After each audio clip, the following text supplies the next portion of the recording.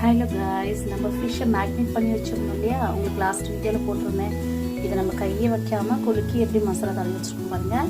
இது நிஜமாவே நீங்கள் ட்ரை பண்ணி பார்க்கலாம். நம்ம சில பேர்த்துக்கு தான் இது செட் ஆகும். நீங்கள் ட்ரை பண்ணி பாருங்கள். இப்போ இந்த ஃபிஷ்ஷை தான் நம்ம ஃப்ரை பண்ண போகிறோம். வாங்க எப்படி ஃப்ரை பண்ணலான்னு பார்க்கலாம். பாருங்கள், நம்ம ஃபிஷ் தவா வச்சிட்டோம். ஸோ இதில் கொஞ்சம் எண்ணெய் போட்டுக்கலாம். ஸோ ஃபிஷ்ஷை நம்ம எடுத்து